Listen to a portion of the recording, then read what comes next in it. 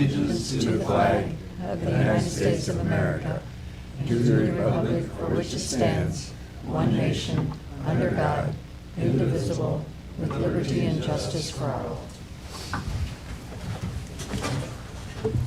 Thank you, and it's good to see all the smiling faces tonight. First item on the agenda is for public comment. So I would ask, does anybody have public comment tonight? Okay. Hearing none, we'll move on. Mr. Tarr, you got a nuisance update for us? Sorry. We got one, thank you. So basically, 321 Federal Street South and 416 First Street Southwest, both those properties, we've contacted legal for that and started the 657A process on those two properties. 121st Avenue Northeast, I have a 657A trial on July 10th pertaining to that property. 920 4th Avenue Southeast was secured by U.S. Marshals today, whereas they took possession. I will seek contact information for property maintenance of the property here in the future and try to make contact, see who's going to be responsible for what on that. The owner of 312 First Street Southwest was referred to a city attorney today. They were up at City Hall. The property owner was making some pretty false claims and accusations pertaining to city citations, municipal infractions, and notices. All activities at this property we've done have been warranted and court ordered, so we'll see what the city attorney has to say with that person. So it was basically they were upset. Most recently, they received a municipal infraction for grass and weeds. Property or a nuisance mower went there, could not get access to the property. Part of the property was locked, or they couldn't get in the way it was fenced. And because we couldn't do that, it needs to get done. So I offered a site or a municipal infraction. They did finally get to that, but it was after the fact, so they're still going to have to go to court on this. And we're going to have to get access to that property in the event we have to mow in the future, because it's happened numerous times. Address on that again? 312 First Street Southwest. Previous, we've had nuisance cleanups where we've spent money. We did a building demolitions. We've cleaned it up at least twice in the past couple of years. And then I think one of the other things was at the same address, there's been theft of water on 2 occasions at that property too. So anyway, I just kind of offered some advice and asked the person to have correspondence with the city attorney instead of us at City Hall, and that's normal. So for that type behavior anyway. Other than that, I'll take any questions or concerns. Are all the taxes paid on those properties? I don't think so. I'd have to look at each one individually. That's a lot of them. Can I ask you a question about the Industrial Park Road? You can. It's not nuisance, but Not nuisance related. but we can talk afterwards. Yeah. So that I can ask a question about the library. Library is here. Right. I can fill you in on all that after the meeting. That'd be just fine. Any questions for Mr. Tarr? Okay. Thanks, sir. Thank you. Chief Morrison. And then on the PD end of it, we had 13 new notices went out the last week and a half.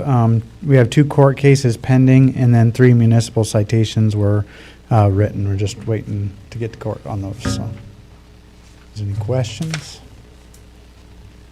Questions for Chief Morrison? I don't hear any. Thank you. Moving on. Next day, we have the library board applicant interviews. We got kind of a unique situation here. We've got 2 people finishing their second term, so we're filling that. Dick will be pulling for his first full term. But we have what my opinion is three capable applicants. I really don't have any questions for you, but I want to open it up for the council. And if anybody has any questions for you at this point, then we'll go through that first. I won't participate since my wife's part of that. Ms. Griefy, any questions for the? Yeah, I just have one library? question. What do you think the number one role is of the library in the community?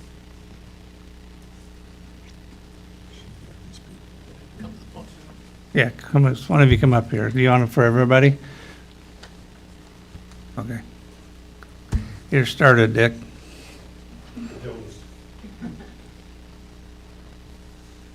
Well, I think the number one role in the library is to educate people, have a place for people to come in and sit down and read and get a lot of stuff done that they can't do at home. There's a good group of people there. They do a good job. And I've enjoyed the last 5 years on the board. And I would vote for them anytime. All right, thank you. Next, Ms. Jocelyn. My view of the role for the library is, like Dick said, educate the community, but also be a safe space where people can meet. This past year, I spent some time meeting some elementary students there, teaching them how to crochet. That was a safe space. It was a quiet space. We could work together. Previously, when my children were much younger, it was a great way to introduce them to a love of reading. So those are some of the things that I see as an important role for the library in the community. All right.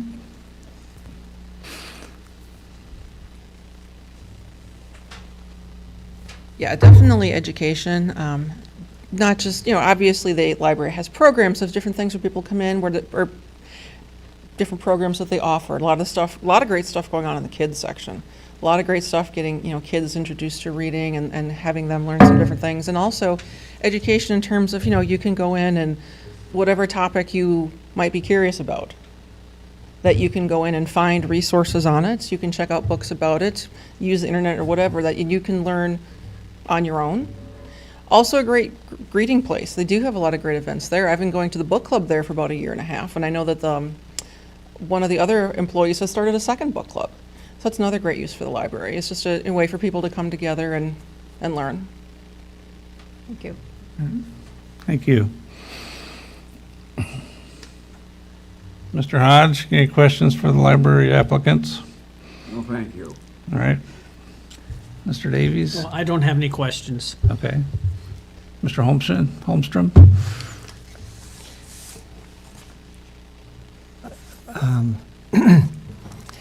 I have one question, I guess. Excuse me. The library does an excellent job with programs for the younger children. I see that in the paper quite often. What would be some ideas you might bring to the library to encourage the middle school age children to participate more in the library events?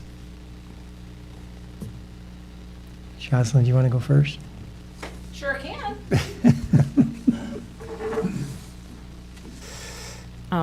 As a former middle school teacher, I wish I had the answer to bring the middle schoolers in, and that's actually a question that I'm going to be approaching in an upcoming job that I'm starting in August. I'll be working at the middle school library. I think one of the things that you need to consider when looking at middle schoolers is that they really are working hard to build relationships with others. And so the focus might be something like Mrs. Van Wert, Brenda, does a great job with one of the programs where they call it book club, and she picks a book that they read, and it's a really low-pressure event. My kids participated in it, and some of them like to read out loud and some don't. So Brenda lets them put their name in the bucket if they want to read, and they leave their popsicle stick with their name on it if they don't want to read. She reads, the kids take turns reading, they have snacks, they get time to socialize. One of the things that the library does have that I think draws some middle school kids in is their big gaming table. And I know that there's periods where it works and where it's out of service, but that's a really unique way for them to play games that are, it is like a giant tablet, like an iPad, but they get to interact with others so that they're not focused on just the individual. So doing things like that is a good way to get kids in. Connecting a book club with a movie, like, for example, Harry Potter, read one of the books, watch one of the movies, or The Outsiders for some of the older kids. So those would be some ways to build connections to perhaps draw in some of the middle school kids. All right. Go ahead, Ms. Palmer. As most of you know, my kids are cats. So middle school kids are not necessarily my area of expertise. I think it's important to remember that kids that age are trying to branch out and find a lot of things on their own. You know, they're not necessarily going to be as interested in some of the stuff they were in when they're younger, but I think if having a lot of great programs for the younger kids is going to help some of the older kids be a little more interested in being more involved. I know there's been, unfortunately, maybe not as much now, but there's been a couple of years ago, a lot of pushback against having certain books or a certain large young adult section, and I think it's important that those books are there, because they're not going to want to read like the little, children's books, but they're not necessarily ready for the adult books. So having some of those young adult, having access to some of those young adult books is definitely another way to get them interested in something that's more, geared toward them. All right, thank you. Mr. Palmer, Mr. Paulson. Paulson, sorry. There's a lot of them here. Well, everyone talks about Brenda. When I get done with the meetings at the library, I go down and listen to the kids down there and clap for them, and we have a good time. They do an excellent job. Kids really enjoy it. We got to keep the library open for the kids and got to do things that makes them come in, because if we get a kid in there from under the age of 7, 8, they're going to be back. But if you get someone in there 15 to 17, you're not going to see them many times. So we need to figure out a way to get some of those people back. Now, some of the older people come in after they're in their 70s just to sit around and talk and play cribbage and stuff, and they have some activities for them, and I think that's great. All right, thank you. Mr. Lamos? I'd just like to say I'm happy to see you step up and volunteer for this. We have a lot of boards where, not a lot, but there's some boards where we have trouble finding volunteers to serve. And there's always something going on at the library, whether it's kindergartners or elderly people. So I'm happy to see you guys step up. All right, thank you.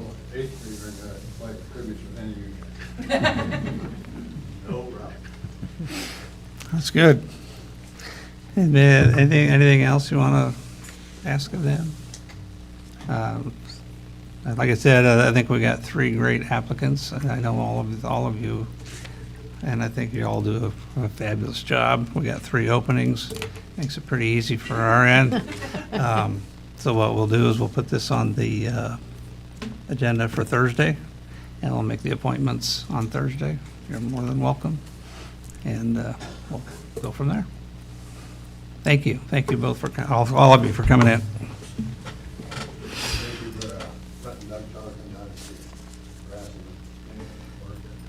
Yeah, we'll keep him on his toes.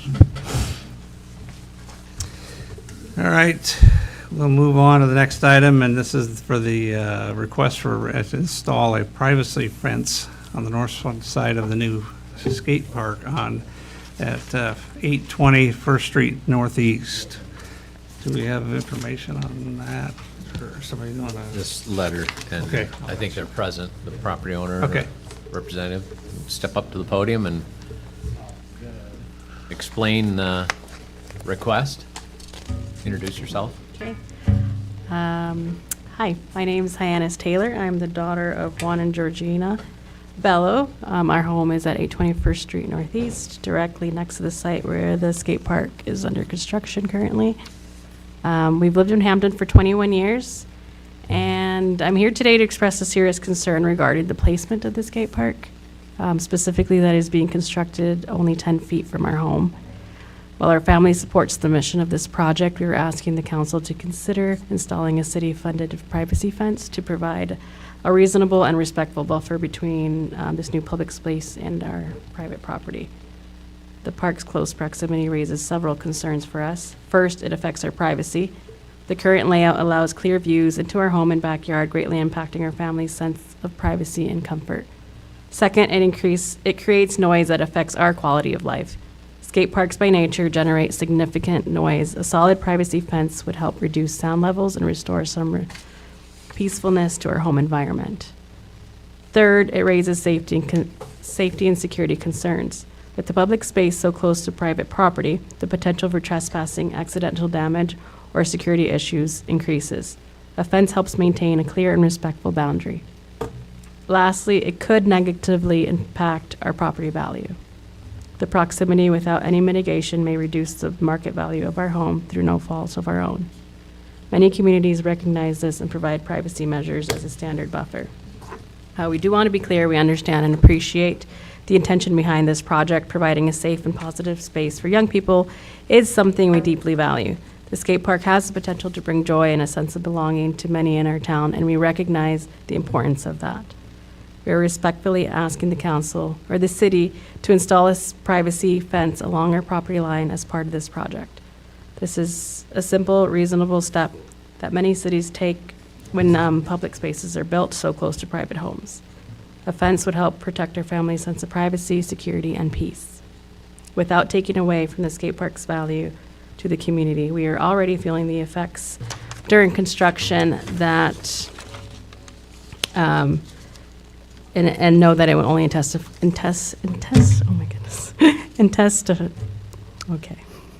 speaking's hard today, intensified once the park opens. In addition to this, I want to share something personal. Just a few weeks ago on Memorial Day, my brother, who grew up in this home, died at the age of 35. He was a Marine Corps veteran who served with courage and pride. He was also a devoted father to 3 young children, and 2 of whom still live in Hampton, and who now face a life without their dad. He lived in this town for many years. This place helped shape him, and holds his childhood, his memories, and his roots. And as this park comes to life, we ask the city to consider placing a memorial bench in his honor. It would be a deeply meaningful gesture for our family and a quiet, reflective space that honors his life and service in the community that helped raise him. Again, I'm not here to oppose the skate park. Our family supports its intent, but we are asking from our heart that the city also support the well-being of the residents mostly affected by its placement, which would be my parents. So please consider these 2 requests: a privacy fence to protect our home and create a respectful boundary, and a memorial bench to honor my brother, a Marine father and member of this community in which his children now live. Thank you for this time, for listening, and for considering these requests with care and compassion. Thank you.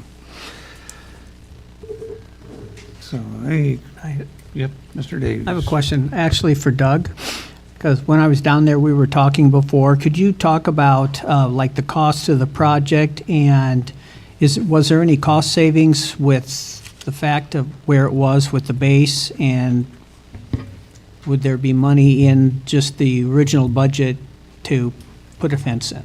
Right. I will have to get with Ron on the final numbers and all that, Jim, but there was some indication of some savings. We did get a bill that we're sitting on because we need to pay it out of this fiscal year already. I believe we have about $29,000, which will get us the slab and the pad. And as far as what we budgeted, I have to get with Ron and kind of see where we're at with that. And we can get you that probably tomorrow sometime. Okay, thank you. Mr. Lemos? Did we contact them before we started the project? It's been a long time ago, but yes, I spoke to a gentleman over there at one time. I didn't realize it was going to be that close to the property. I thought it was going to be 20 feet further south. And we've got the expense of moving the trees and some grading, but I say, I'm almost ready to say pick a different spot, because there's always going to be a noise issue there. I don't care if you got a 10-foot tall fence.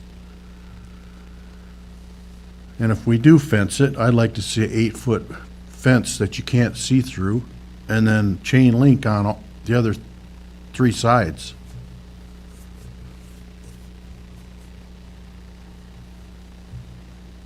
Any thoughts on that? Mr. Well, Hodge? I I'm am sorry, di- Mr. Griffey, go ahead. Sorry, I am disappointed that when this project first came up, I did ask about that. Would there be any concern about the noise and stuff so close to the property? And I was assured, no. And here we are. So I'm really disappointed about that. And yes, if I were the homeowner, I would, at the minimum, want that fence there. But this stretch of land right in through here, who does that belong to? Along The county that belongs to the county? owns south of our piece. So this is where the skate park's gonna be. Right, and there's also, part of this through here, though, has to be maintained for snowmobiles. So not only the paved portion, but right through here is maintained for So we can't snowmobiles. move any further south, Right, further from the house. right. The trees kind of put us in more of a pinch than anything. Well, we were trying to stay on our property. Right. Yeah, I see that. We have limited to our property, so. The location, however, one of the benefits that did come up during construction already is there used to be some tanks, and it used to be a kind of a gravel, it used to be old railroad area years and years ago, but once we popped the sod off, they really didn't have to over excavate anything to add more fill and rock and different things in there to get a good solid base for the pad. Whereas some of the other locations we had picked and talked about, and we talked about, those areas would have required quite a bit more expense for construction. So there was a little benefit for this one. What were the other possible locations? We were looking at East Park. We looked out at East Park in an area out there. We looked at, I believe, the Wellness Center had some area. We looked at, we talked about West Park. We talked about out by the water plant. You know, we Pretty talked much all about city land, we were looking for a Right. spot for it. It was either not convenient for kids who might have to skate to get there, and safety, of Trail. access for the skaters, and basically the location of this just kind of was the least of, the worst. It was best that we. And it had come up trail with. What area access. by the wellness center? I can't. It was way out back. I think when we Well, were talking. yeah, we don't about it. own any land there, Right. but the wellness center, the hospital owns Right. the field north of it, and so we discussed that. But many different properties, all city-owned that we were looking for too, so. Did we ever look at the concrete plant site, Yeah, we talked about that. That's right by the We- trail. We talked about that too, or the bike path? yeah. Mayor, Yep. I have to agree 100% with this property owner. Everything they've got wrote down here, loss of privacy, noise, and safety impacts. I agree with Barry. I think we ought to get pick a different place. I agree with the property owner. I think we're gonna have thousands of dollars in a fence. Well, there definitely would be thousands of dollars in a fence. Solid one, for sure. Yeah, and I think part of it, I think it was talked about, before this fall started. But now how deep are we? How deep in the project are we? We're just waiting for the asphalt to get there. We're there. But I mean, we've got how much money we've tied up Oh, in the pad 20. already, getting ready for the after-salt. Right. So we kind of got to balance that with with moving to another spot. But And that just goes away. in the long term, it's better for the property owner. I don't care, it's one of those things where we spent money and maybe we shouldn't have.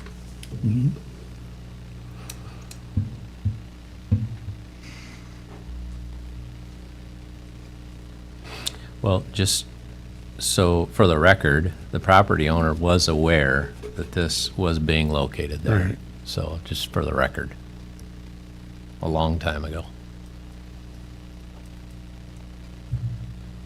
And the first concerns that were brought up was after Heartland was in there putting the base in.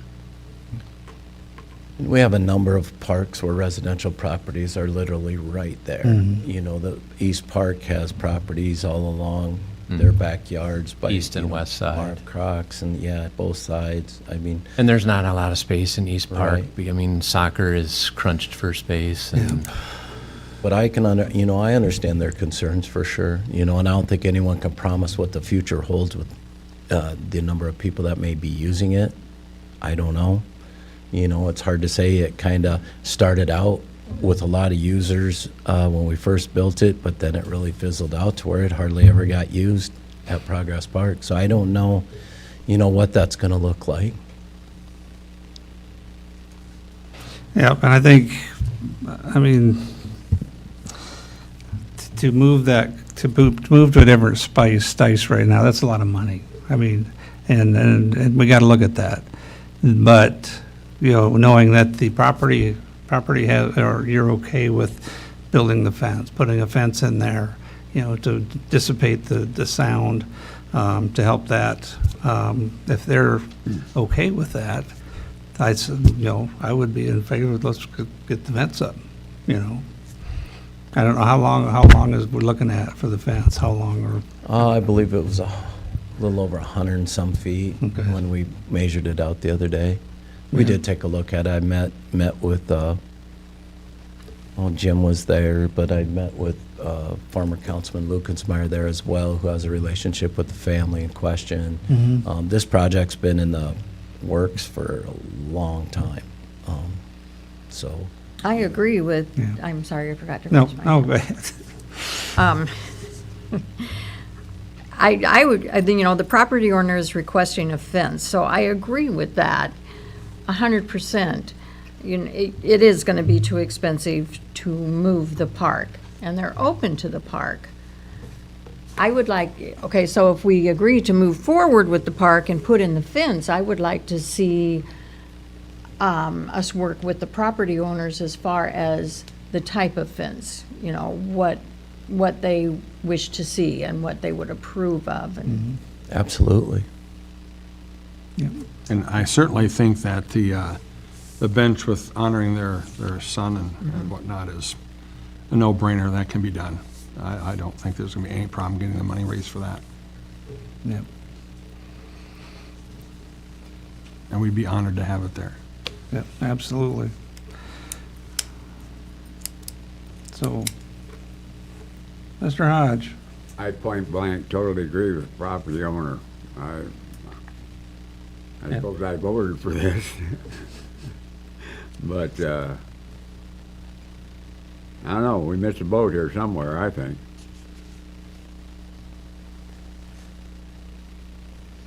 yeah. So this is where we're at. We either leave the park, Skates Park there and build a fence, which I think is a reasonable request for the property owner, and move forward with the project. But what do y'all think? We could consistent?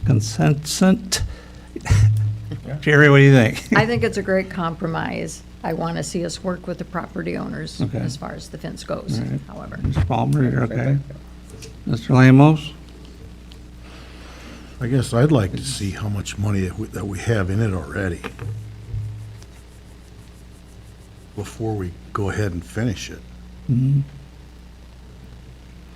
I think that there's always going to be an issue with noise. The fence is going to block the vision of it, but there's always going to be an issue with noise. That's kind of the unknown right now. We don't know what it's gonna be. Like you said, somebody said, you use it, it's new, everybody's there, and 2 months from here, it's a ghost town. So we don't know. That's kind of what we're gonna do. I do have another question for Doug.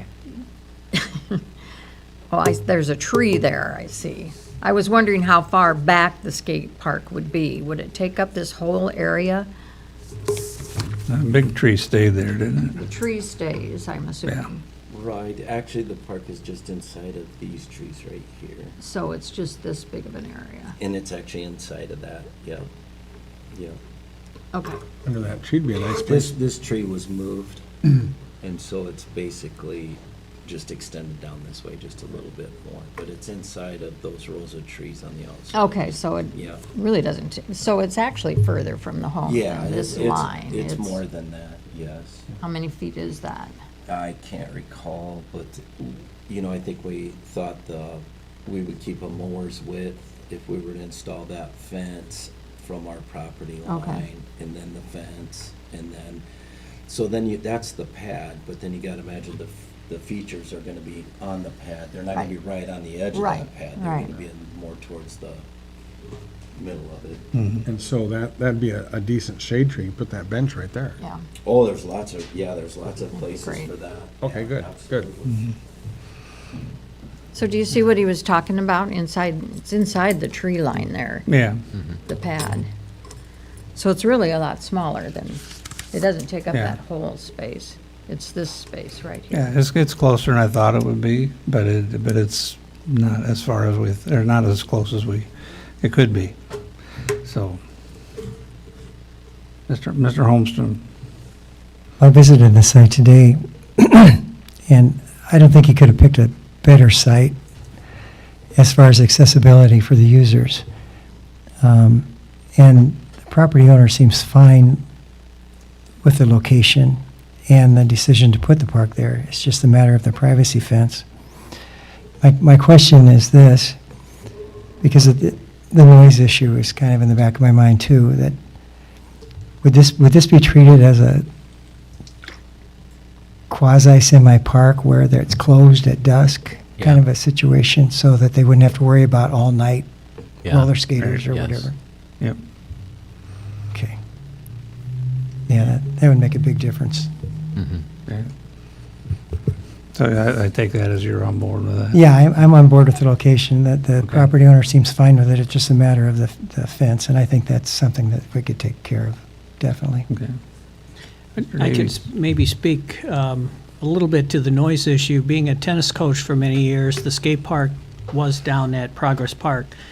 And when we were playing tennis, it wasn't, as far as that I could tell, was all that noisy. I mean, there's a certain amount of noise.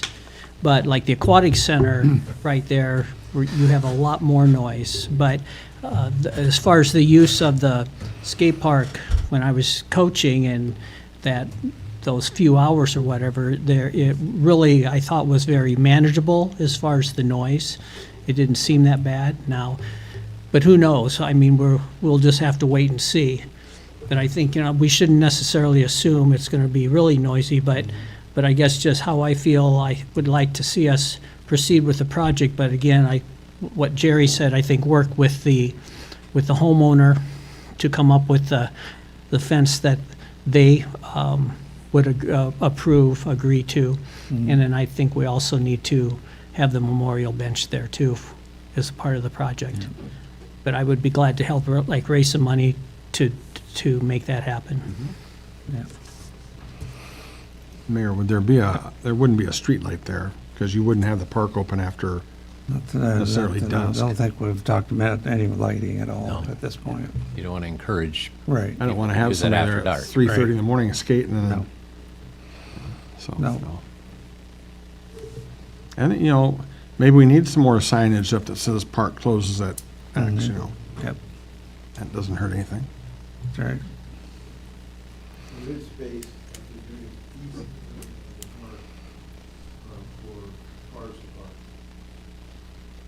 Oh, yeah.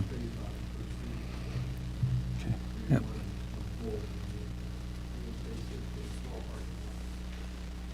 All right. Well, I think we got consensus on this, that we want to go ahead and move forward with this location, with the fence, and then we'll put the pieces together and work with the property owners to get something that's works for everybody. We're good? All right. Thank you, everybody. Next item up, we're going to talk about reviewing the 500 block of First Street Southeast, the right of way. We got a street down there that's kind of on his own, and we need to get that put where it belongs. It makes everybody that's around it can use it as they need to, and keep everybody semi-happy, I'll say this. So who wants to kick out the discuss? You want to go ahead? I'll just kind of explain the map. This is a map that the county engineer drew for the city. The First Street Southeast portion, the blue lines on the outside represent the right-of-way, and this is 66 foot wide. And then the green lines in between that represent the street. Of course, there's no curb and gutter, and but if there were curb and gutter, the curb would be at that green line on each side. Then, of course, if there was curb and gutter, and the red line pretty much represents the middle of what the street is. Mm-hmm. As you can see by the aerial, there's numerous vehicles, equipment, and various items parked both in the street and the right-of-way, which is a problem and has been a problem for a long time. And so we bring this to the council. One thing we talked about months ago was potentially vacating that street and deeding it to property owners. That was not going to be feasible, cause other problems. And so we wanted to show you the actual lines, right-of-way lines, street lines, and talk about options for the city to consider to better identify when vehicles or trailers or equipment or various items are parked on what would be the street or in the right-of-way, so that we can maintain better control of that for not only traffic but adjacent property owners. So the green line, the street itself is 30 feet wide. And so there's options that we can talk about, everything from painting, so that it'll give a visual. We could paint what would be a curb line. We could have that line painted to better designate the width of the street on both sides. And then you would just automatically know that whether they're parking on the street or in the right-of-way. As you can see, that right-of-way on the east side is very close to that south building there with the green roof in the southwest or southeast corner of this picture. So everything from painting to signage, if we wanted to limit parking on one side or the other of this street, or both, we could do that by ordinance, and then we follow up with signage if you choose to place no parking on either side of the street. I don't know that street improvements are, I don't think I wouldn't advise street improvements such as putting in a curb and gutter. Unless you did a special assessment and the property owners surrounding it would pay for it, which I don't know that that's going to be popular. Mm-hmm. I don't know that that's necessary. So, right. So anyway, it's up for discussion, and I know we have a couple of neighbors here that might want to, if the mayor gives them the opportunity to say a few things. But would either one of you like to step up or give us an opinion?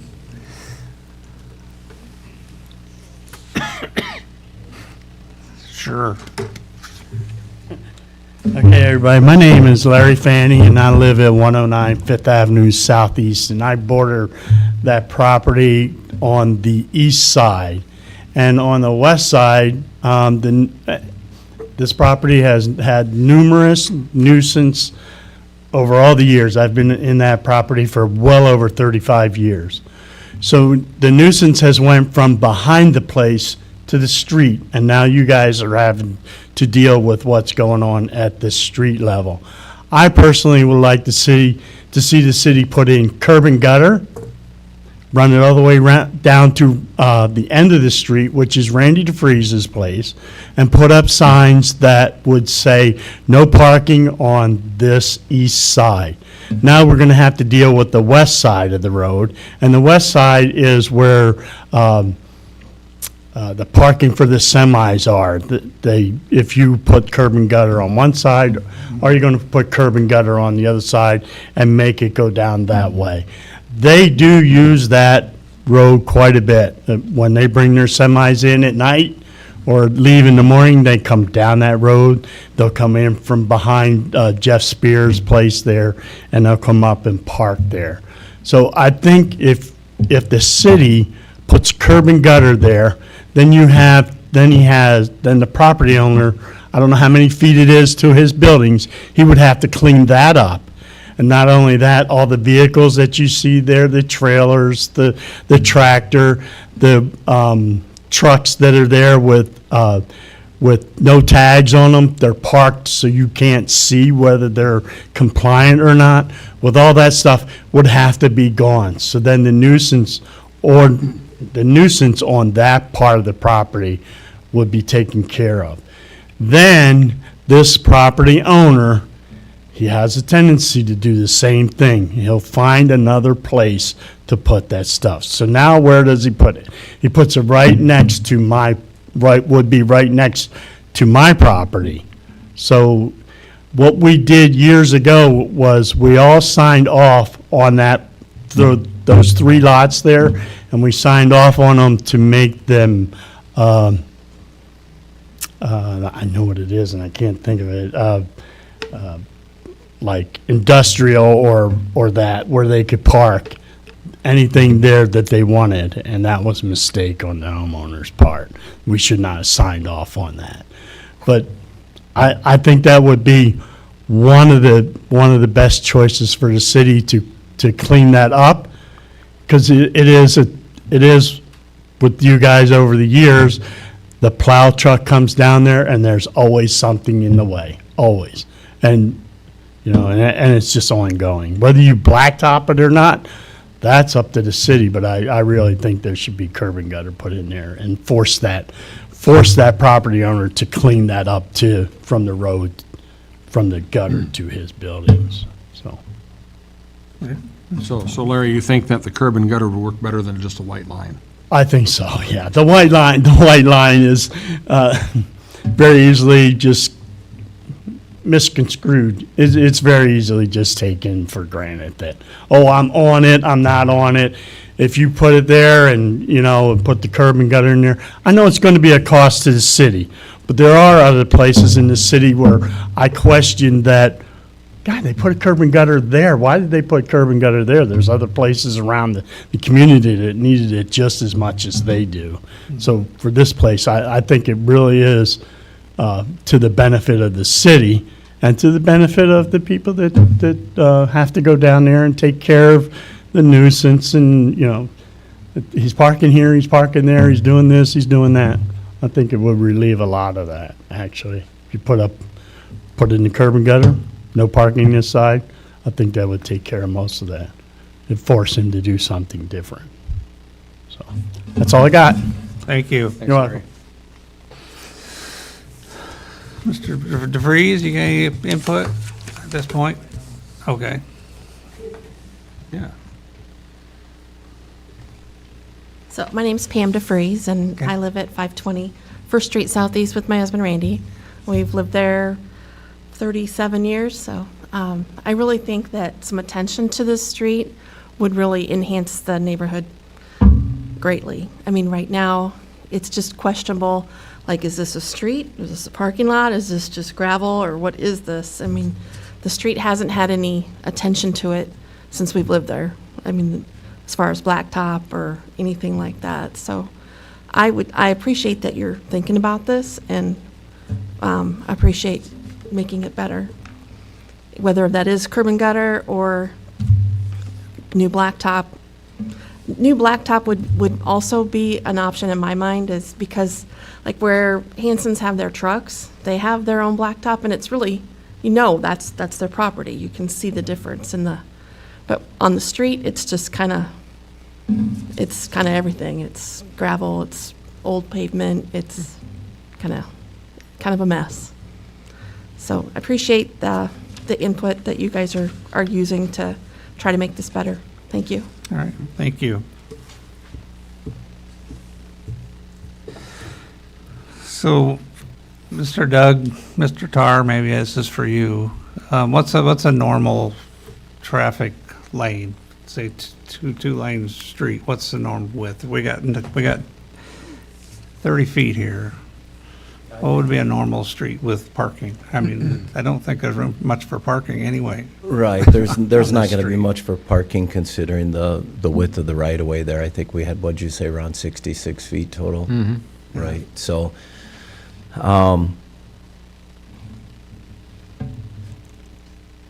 it varies. Our community varies. Our street Our widths streets vary. vary. They do. We have many 30-foot Right. wide streets. But we have plenty of room, but I would strongly encourage us or recommend, and I did even a few years ago, if we were to identify things a little bit better down here, to put up some no parking signs on at least one side of it. That way, number one, for emergency response, fire trucks, it has to get down there or something of that nature, and we have that identified well. Yeah, they can go over onto private a little bit, but really they should just be going on the street. I don't know why a 30-foot street wouldn't be in order, or we couldn't make that work. But if we were to do that, I would recommend at least one side should have no parking, if not both. And we're also going to have to install, I think, a no outlet or a dead end sign at the beginning of that up at the intersection, because it stops down there, obviously. So Right. it's a unique situation. Yeah. Is there, just for refresh my memory, is there parking allowed on the right-of-way anywhere? No, there's no parking allowed on the right-of-way, but in this case, it's not identified, so that's the problem. When it's not identified, it'd be very hard for like the chief to take that into court and actually even do something with it. It is zoned restricted industrial commercial, so the setbacks are less than they would be for other properties. But having said that, I mean, there's some things to consider here, I think. Like I said, getting the street identifiable first and foremost is probably our number one priority, and then we can decide from there what you guys would like to see. Mayor, Yes. this has been a problem since I've lived here. And I look at this picture and I see multiple code violations. Why You and me can't we both. enforce that? We can, you show me the money, I'll be glad to go after it. Money to write a ticket? Okay? We always talk about I can write the blight. ticket, I'm gonna tell you what will happen. I will write the ticket, and then it will say on there, abatement, right? So they're gonna say, oh, well, he needs to abate that, and when he doesn't, then we end up paying for those abatements. Well, we're burning down houses. Yep, absolutely, I'm okay with that. If you're good with that, I'm good with that. I'd be more than happy to do It's been that. a problem, Well, and we've never addressed it. I Right. think with the vehicles and trailers and everything you see in the right-of-way and the street, if we had the street designated with identifiable with signs and some no parking, then the police, if it gets challenged when they enforce it, if it gets challenged in the court, If you have no parking on the east side, things are gonna get parked on the west side. well, then you make You know, no or parking how How on are you both. gonna put a parking on sign on both the west sides. side? A semi's gonna run right over it. You can put a sign on that west side, if we put curb and gutter in there. That's a or start, but- identify it, yeah. Why are we starting now? We should have been doing something 20 years ago. I can't go back in time. I don't think, Right. to put curb and gutter in there, it's, $65 a linear foot, yep.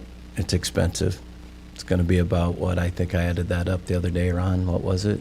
I don't remember. 65,000 maybe, somewhere in that ballpark, 63, maybe a little less. Whether you have curb and gutter in there or not, if Right. if there's someone's going to violate, then they're going to violate, whether it's a Right. a line, white line, signs, curb and gutter. It's enforcement is the key. So, Am I allowed to discuss, am I allowed to interrupt here or not? It's up to the Give me mayor. just a second. Let's look Barry, and then we got one more real quick. they make survey markers, they pop up for grades. They're like little stranded things. That would be a start. Painting would be kind of waste of money. But if you put Right. survey markers down there, Yep.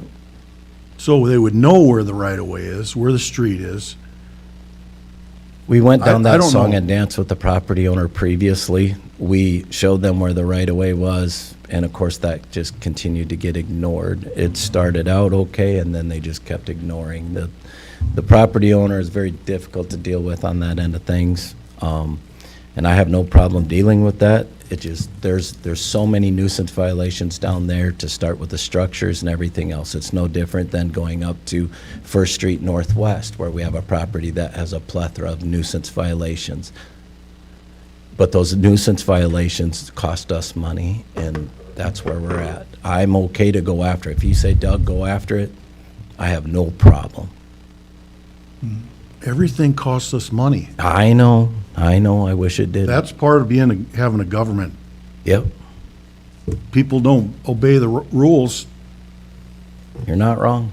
Well, I guess we viewed this as, with the ongoing issues, especially in the street, to try to address the issues with all the parking of junk and vehicles and trailers in the street and the right-of-way. And we're trying to come up with some options to identify the right-of-way in the street in order to have the police then enforce it and tow and remove. Ms. Griffey, did you have a question? I do. Just Comment? looking at this, as you get more south on First Street, the street really becomes poorly defined. Do you see what I'm talking about? See how Yeah, the it's cars just- are parked further out? And it looks like grass or whatever has actually grown into the street area. It's not very clearly defined. Well, I think That's why we Is there did some way this. to The- straighten that up? I the mean, plow that out, or- DeVries's property right there, that's their driveway coming in. And No, it's, I don't mean into their property. I mean right here where you see some vehicles parked. Mhm. You see where that overflows into the street, that growth? Anybody see what I'm talking about? Yes, yeah. And that's part of this process is we down there identify the street and, you know, Right. we can spray all that and that'll be dead and, you know, so, yeah, but I understand what you're Is there any saying. way to like even grade it and? Yeah, we could take the grader, to yeah, Just clean the. Yes. Clean the lines up so you can see where they Yeah, are. and- And right. yeah. I mean, if I'm looking at this and then there's a street here and this is the right of way, then this person's gonna have to move all that stuff. It's Yeah. gotta go. Yeah, It's gotta go somewhere or it's gonna get impounded and hauled out. So, Mayor, It's gonna come right up to the front of his building. Go ahead. so then to quickly solve this problem, we passed an ordinance to put a sign that says no parking on this side of the street. And that should be the first step. Oh, absolutely. I brought that solution 3-4 years ago. Well, the last solution we had was to give everybody the street, and I didn't think that would work. Right. But, yeah, I think that's where we're at right I think that's now. the starting is point. Identifying the street and getting some, putting up no parking put on there. And then stop this. So I agree with that. Mr. Bill? I'm not real familiar with the situation, but are these vehicles that we're seeing, are they used on a daily basis or are they just parked there? You'll be able to tell if you drive down there. Okay, because I guess I was wondering, instead of a no parking sign, if they used a thing where they could only park there during certain hours of the day, like you see in some of the cities, parking areas, you can only park there until 5 a.m. in the morning, and you can't park there again until 6, or things like that. And then maybe do that on the side, because it sounds to me if you throw them off of First Street Southeast, they're going to try to park their vehicles on Fifth Avenue Southeast, and do the same thing on Fifth Avenue, have a time frame of parking those vehicles, instead of completely no parking.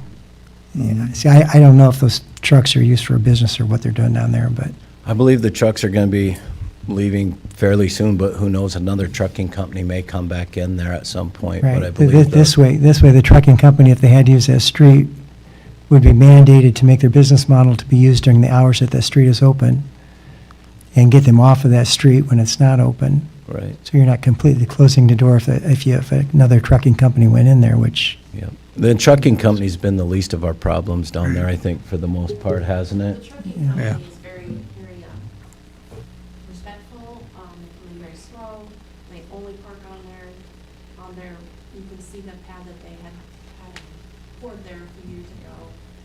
Okay. They only park on there. I think maybe only one time did I see a semi that was not on there, it was just temporary. okay, so it's not a situation where they're parking these semis and just leaving them sit there for, It's more on the east side of the program, or street, that we're having the problem. okay. And then if you go down there, not that some of them haven't moved in years. Okay. So if we had a time frame. 2:30 in the morning, they're starting their trucks. So if we had a time frame, there would be a cutoff limit when they could and could not be there. It's an option. I think we just have to have a first step, no matter what it is. Yeah, yeah. Larry, did you want to come up to this podium and make a comment as well? To Doug's comment about it, and your comment that it's going to cost $65,000 to put a curb and gutter in there. That $65,000 could have been spent over the last 30-some years there, and we wouldn't be here with Right. this issue at all. Exactly. So the comment to that, where the city sidesteps it's going to cost us money to do this, this, and this to that homeowner or to that property owner, because I have been there and I've had the other police chief, and one of the community people here, and that piece of property had some illegal stuff going on, and I was told that I couldn't look over my fence at that piece of property. So the 65, that really kind of rubbed me the wrong way when he said, it could cost us $65,000. Well, that could have been spent years ago. We wouldn't be here. Right. I'm sorry to say that, Right. but it did. The issue really needs to get taken care of. Really, really needs to get taken care of. And painting in signs ain't going to do it. It's not going to do it. That's just my opinion. So, All right, thank you. Mayor, Yes. I think looking at this map, my opinion is everything's gonna drain to the south. So what are you gonna do with that water on the curb when it drains to the south? You're gonna have to spend more money for storm sewer. And where's that gonna drain to? Well, I don't they have a new, I don't know the details of this, but isn't there a storm that runs along the back side of that, Doug, from the nursing home and stuff?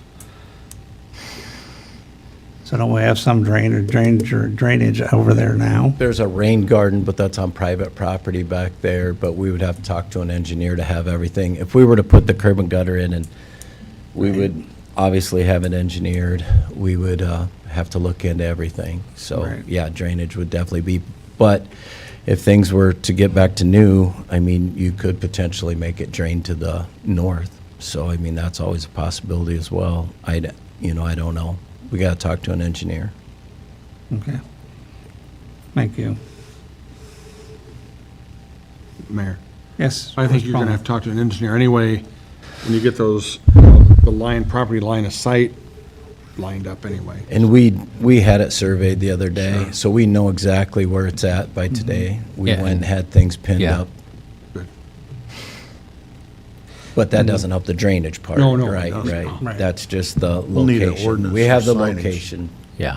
Yeah. This isn't gonna happen overnight. No. No, a lot of this stuff isn't gonna go over that. I mean, we're gonna start somewhere and then work through it. Right. We're not gonna put curb and gutter over, next week. Yeah. It's gonna take time, so if we start somewhere with some paint, Yeah, that's, it's minimal cost Right. to us. that was our intent, Yeah. is to do something soon.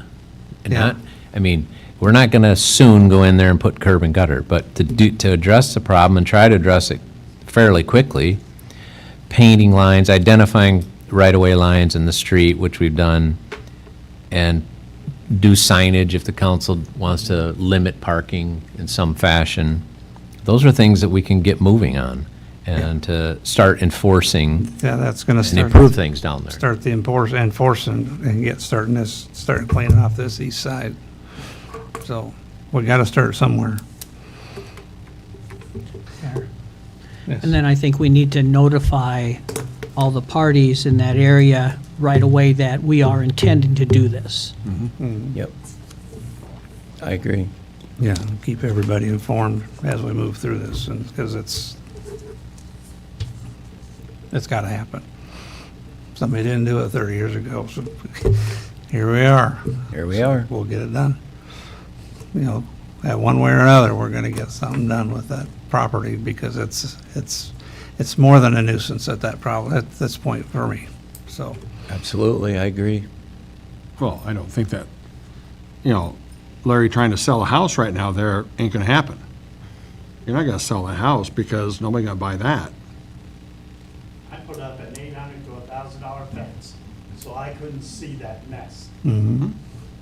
I did, and you know what? I'm not putting up another fence. I'm not. I've come short of, I'll keep that to myself, because there's some things that have went on over all the years there that the city council has failed to do. If you're gonna assess somebody, assess it, make it hurt.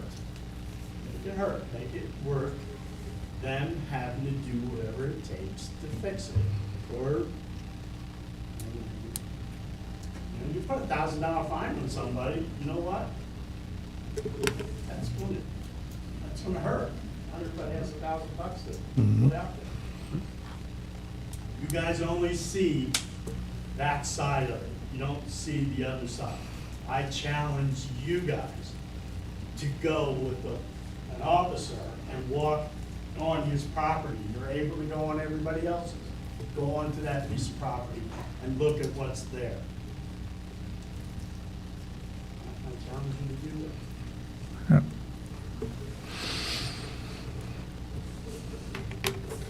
Okay, so at this point, what do we want to put anything, where we're not gonna get any? If you want Next some steps. parking restrictions, then we're gonna need to know what you wanna see before we can start drafting an ordinance. So if you wanna talk about that tonight, or if you wanna put it on the next workshop agenda. Next workshop. I'm hearing next workshop. Anybody else? Well, I'd like to see a plan put together. What can we do to better identify the street Right. as soon as possible? Yep. And make Well, sure that I the w- property owners know that. And that would be a one, maybe beginning step. Yeah, so the boundaries are already identified with paint, but and I think the engineer may have put some pins in on the He put west a- side. He I'm not put sure a if he did on the few, east. right, he put a few, I think, and I can draft a letter to all property owners adjacent, and then the immediate adjacent property owners, I'll draft a letter and let them know what we're doing. But we'll have the engineer. Include the map.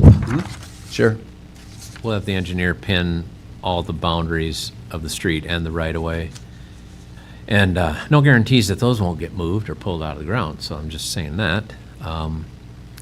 And then I would say temporarily paint the, at least the green designated width of the street Yeah. on the east and the west side as a beginning. Yeah, at least identify the street. Yeah. As we work towards, and then start working towards an ordinance for parking. Well, you Yep. got the vehicles sitting there. He'll never move them. Well, if, yeah. We'll work let's- through that, too. Work with the police department. Yeah. Car gonna look pretty stupid with a white stripe on the side of it. Right in the middle of it. Somebody want to drive on it. Do you think we should notify the property owners on the Fifth Avenue Southeast? Because I'm afraid that what you'll do is push these people off of First Street Southeast, and you're going to push that mess onto Fifth Avenue Southeast in the immediate area. That probably wouldn't hurt. I don't see that happening as quickly as he's gonna be other stuff going on, but I don't see he's gonna push it out onto Fifth Avenue for us. I'm just thinking if you're going to make the signs, a couple more signs isn't going to Mhm. make any difference.